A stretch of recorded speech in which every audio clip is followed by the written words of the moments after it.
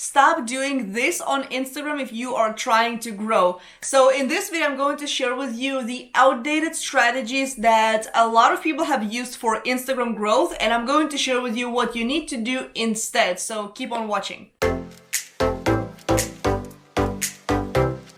My name is Jelena Ostrovska from JelenaOstrovska.com, and I'm a content marketing strategist, and I create high converting content for six-figure female coaches and consultants. And today we are talking all about the Instagram mistakes and outdated advice that is no longer effective. Number one, so you know how Instagram first of all started with pictures and images, and a lot of people built their entire influence and they became quote unquote influencers.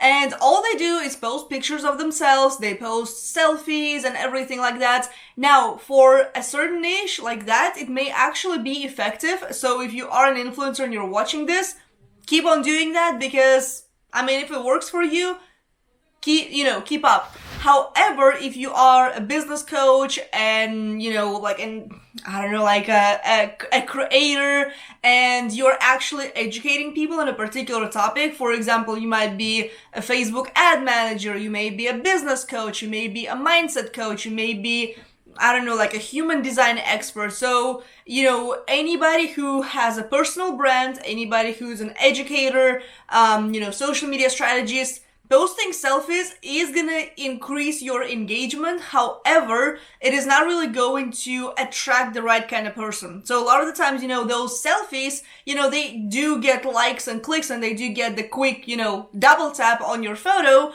However, not all the people are actually going to read the caption, let alone scroll through everything that you have to say. It is okay to do here and there, but one thing that you should aim to doing is look at your last 6 to 9 posts on your Instagram account and see if it clearly shows people what it is that you do, who you are, and what kind of services and products you're offering. And if it's just your face, we got a problem, right? So people have to know everything about you, or at least 80% about yourself before they decide to follow you. And this is one thing that I actually do with my account here and there. There was a point when I was posting a lot of Instagram reels, right? So when you do publish a lot of reels with your face and you don't really create any kind of, thumbnail, like a custom thumbnail for it, it's going to look like it's just your face all over the account.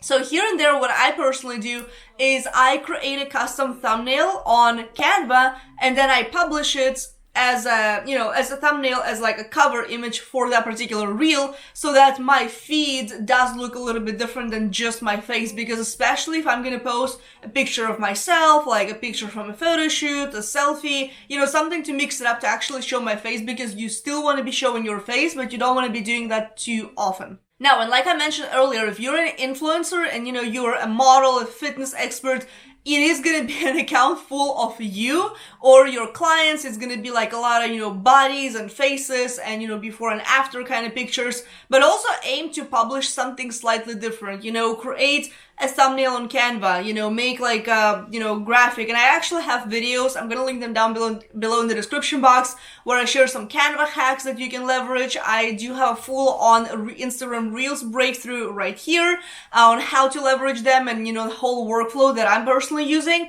So check that out, but make sure that your feed doesn't just have your face. Outdated advice number 2 is posting just a couple times a week is gonna cut it. Now, this is now no longer true. One thing that I will say in terms of Instagram content publishing, you wanna aim to be publishing more than you used to before. For example, if you used to post, your consistency would have been 1 time a week, it no longer works. People are gonna forget about you. They don't know who the heck you are, right? And one thing that I personally do for myself, and I always aim to do the same thing for clients, is publish daily, right? If you're somebody who's this is too much, I invite you to go ahead down below and apply to work with me so I can help you with your content management and your engagement strategy on Instagram to help you grow, because we do offer custom packages and, Instagram growth packages and content management plans. So you don't have to be publishing everything yourself. Personally, when I work with clients, generally I take off all their hard work and effort. They still can publish here and there, but I mean, if you are absolutely busy and you're like, I cannot be publishing, once or twice a day, you're welcome to go ahead and apply, and then we can chat to see if that's going to be a fit for you. And here's also the reason why it's very hard to just post once a day and expect growth.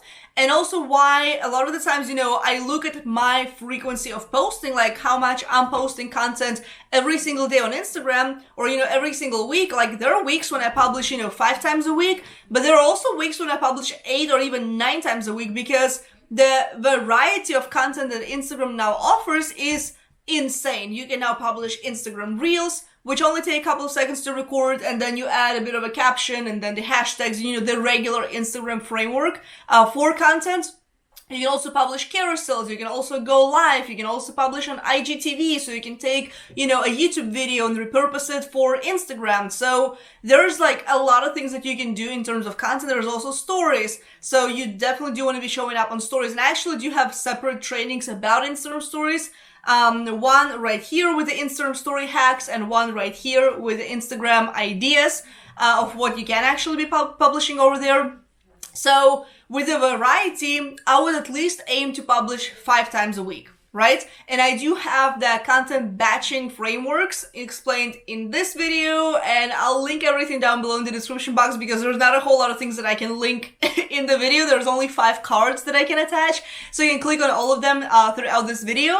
But you can batch your content once a week, sit down on a weekend or maybe on a Friday, and then plan everything out and then schedule your content within Instagram. Outdated advice number 3. So this is a pretty annoying one, which is setting your Instagram profile as private.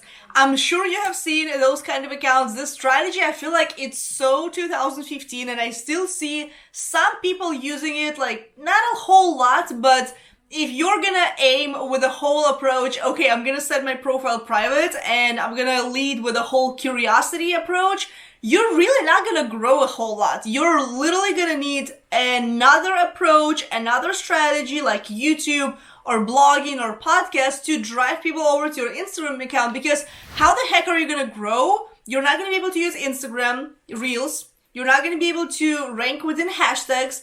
You're not gonna be able to really let people see your content and let them decide whether you are worthy of following or not.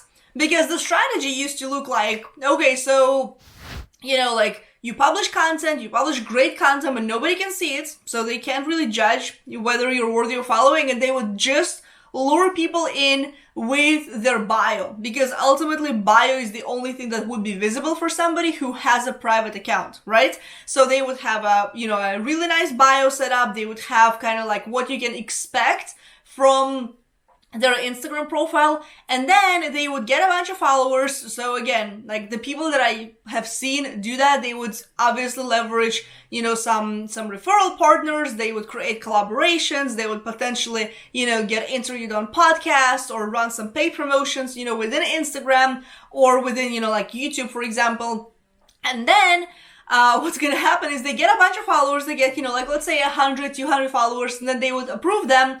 And then those people are gonna likely drop off when they see that your content is nothing really special, right? So, especially if it's, it may be great and everything, so some people would certainly stay if they really vibe with your page, but then the others are going to drop off because they're like, it's the content that I see everywhere else, so why would I follow somebody with a private account? And now the other thing that I would also want to say is there's really not a whole lot of ways for you to set a private account. I believe if you have a business account, you can set it as private. If you have a creator account and you want to leverage all the tools that Instagram has to offer for creators account, including Instagram Music and everything else for Reels, then you're not going to be able to set it as private. So there's that. So I would say if you ever thought about doing that, or you heard somebody mention the strategy, leave it in 2015 because that's where it belongs. And let's move on to advice number 4, which is adding hashtags and location within your Instagram stories. So this actually used to work really well. I have used this strategy back in, I would say, 2020, 2019, I believe even 2018. So when you actually used to be able to go into the hashtags on your phone, and I'm going to actually do this here in just a moment. So, and you would go to location, and at the top it would show you all the stories. Now, like, it doesn't really work as a strategy anymore. So let me pause and come back, and I will show you how the feed in any hashtag actually looks like. Alright, so on the screen right now, you can see I am within a really big hashtag on Instagram, business coach, and there's nothing on stories, like I can't even click on it anymore. Now, what you can see though, is you can see the top post, and you can also see the recent post. Now, the other thing that I will say, on your Instagram Reels, you want to make sure that you do add the hashtags, because you know, the very first thing that you see here at the top is actually an Instagram reel from somebody. Now, I believe if you are from the United States or any country that receives the updates first, you are also going to have a different tab here on Instagram that's going to say hashtags. That's going to say reels, so not hashtags. And you're going to be able to see all the reels within that particular hashtag. Now, let me actually show you the proof that any other tag no longer has stories. So right here, what it actually shows in that circle at the top is the very first post that is ranking in the top 9 within this particular hashtag. 8 important talents every digital marketer needs to have.